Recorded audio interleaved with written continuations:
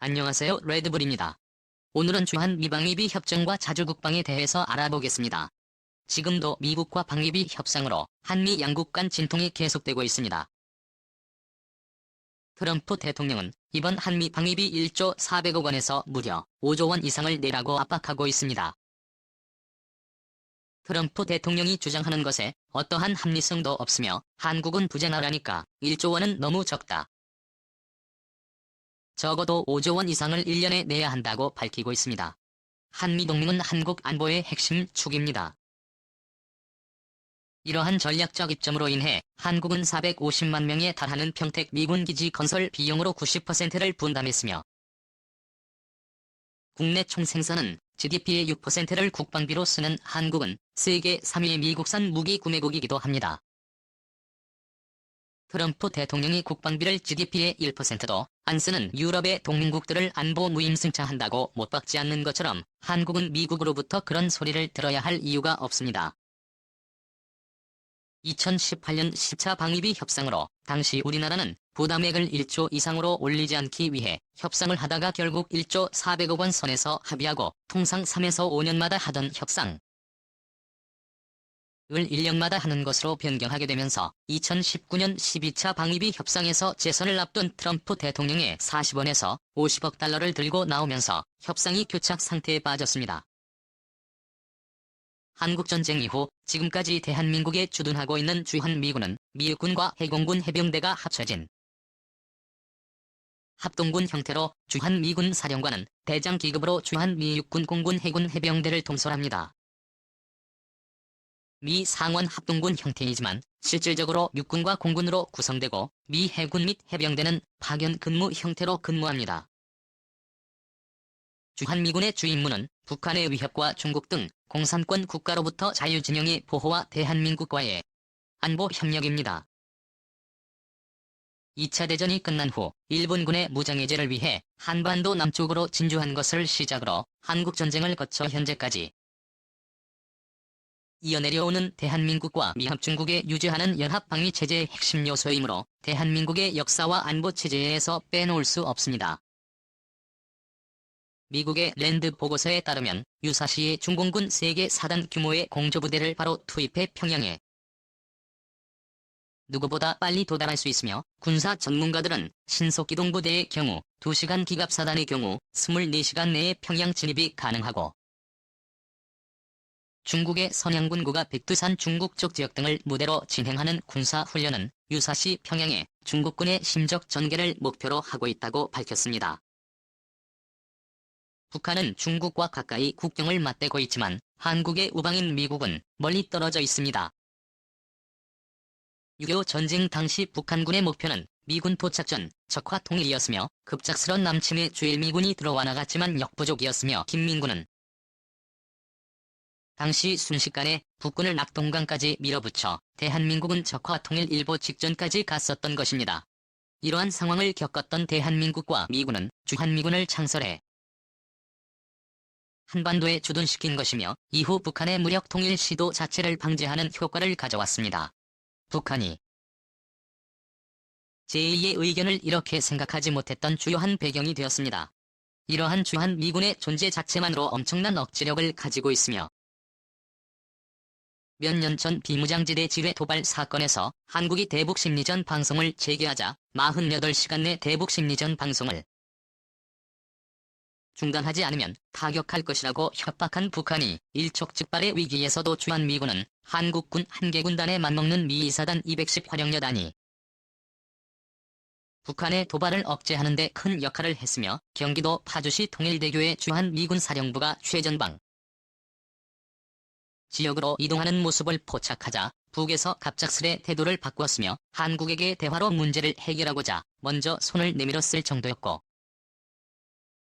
지뢰도발 사건에 대해서 유감을 표명하는 수준에서 마무리되었던 북한에게 주한미군의 존재 자체가 공포화된 예였습니다.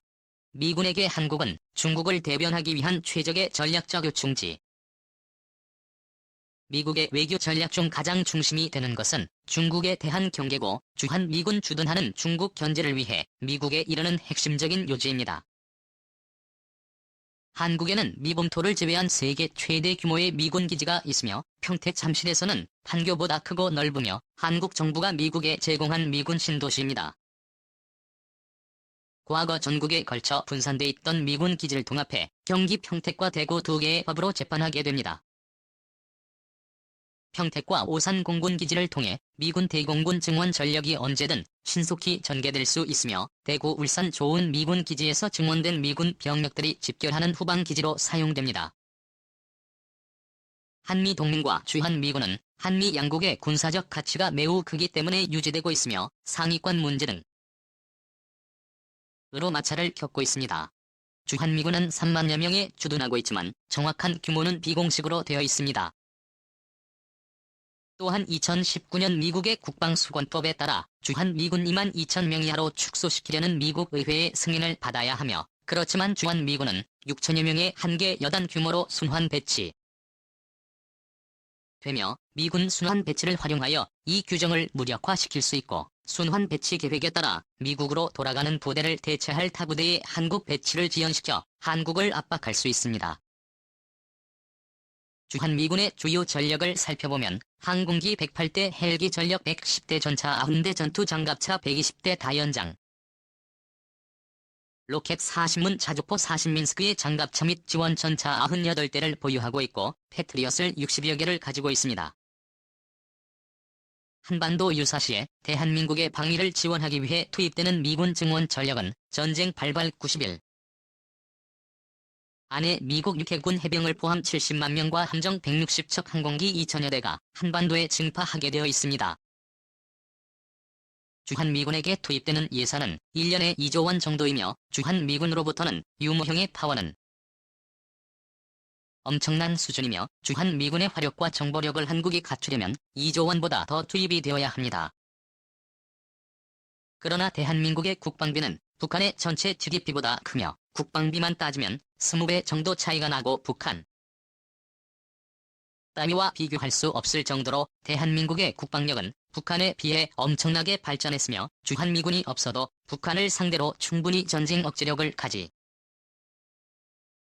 있고 앞으로 자주국방과 자체 정보력을 가지기 위해 군에서도 위성 발사를 계획하고 있고 각종 첩보위성을 쏘아 올릴 계획입니다. 미군이 북한 때문에 계속 머무른다는 것은 50에서 80년대까지이며 냉전이 끝났다고 하지만 아직 힘이 빠지지 않은 다시 계기를 마련하고 있는 러시아와 동북아의 가장 큰 영향력과 위험으로 대두되어 아시아 패권을 넘보며 국내 현대의 전력 증강을 하는 중국의 견제가 가장 큰 이유입니다. 당장 미군이 빠지면 대만, 한국, 일본은 엄청난 위기 상황에 놓이게 되며 당장 중국의 영향력 아래 놓이게 될 것입니다. 물론 주한미군으로 인해 한국에 막강한 영향을 끼치고 있으며 이것이 우리 군의 한계로 존재하기도 합니다. 미군은 국군의 부족한 점을 메워주는 존재이지만 또한 이 때문에 국군이 해공군력과 정보 수집 능력 등 독자작전 능력을 키우는데 별다른 시급성을 느끼지 못하게 만들기도 하였고 미사일 개발 등에 있어서 미국으로부터 규제를 받아온 것도 사실입니다. 하지만 더구나 한국은 선진국이 되는 기반을 마련했으며 한국은 실험국가임에도 GDP 대비 국방비가 높지 않은 것이 사실입니다. 덕분에 선택과 집중으로 경제 발전에 올인했으며 한강의 기적을 이룰 수 있었던 것입니다. 또한 주한미군은 한국의 신용을 보증하여 외국의 투자를 끌어들이는 기반이 되기도 하였습니다. 지금까지 경제력이 낙후했던 1971년 주한미군의 일부 병력을 베트남전으로 차출했다는 소식에 한국 정부는 결사 반대했지만 심지어 야당 위원들까지 반대하였고 결국 미국은 자기들 필요에 따라 7사단을 철수했습니다. 그러한 영향으로 1970년대 주한미군의 철수는 대한민국의 핵무장과 한미미사일 사거리 지침 문제와도 관련이 많으며 1960년대 후반에 닉슨 독트린이 발표되고 실제로 한국에서 미군의 철수가 가시화되는 단계까지 이르자 박정희 대통령은 비대칭 전력을 양성할 것을 다짐하고 이는 크게 세 가지로 핵무기와 이를 최대 압록강까지 날려보낼 발사체 그리고 생화학 무기였으며 이를 총괄하기 위해 을 진행하기도 하였습니다. 당시 박정희 대통령은 우리도 핵무기를 개발할 능력을 갖추고 있지만 실제로 핵무기를 개발하지 않고 있으며 핵확산 금지 조약을 준수하고 있다. 만약 미국의 핵우산이 철수된다면 우리 스스로를 지키기 위해 핵무기의 개발에 착수할 수밖에 없다고 1975년 2월 11일 미국 워싱턴 포스트와 인터뷰에서 주장하였습니다. 중국은 북한을 미일 해양 세력에 대항하는 방파제로 삼고 있고 지금 역시 그렇기 때문에 남한 주도의 통일을 중국 정부는 바라지 않습니다. 통일이 된다면 통일 한국은 중국, 러시아와 국경을 맞대야 하며 그때에도 주한 미군이 주둔할 준다면 한반도에는 큰 입장이 될 것이며 이러한 한국만이 아니라 미국에게도 이득이 되는 일입니다. 대한민국 수도에서 1000km 이내 전세계 군사강국인 러시아, 중국, 일본이 위치하고 이러한 지리적 이점으로 오히려 주변국을 효과적으로 타격할 수 있는 위치가 되기도 합니다. 미국도 한반도에 주한미군을 빼지 않고 주둔하고 있는 이유입니다. 한미 방위비 협상을 계기로 그동안 한미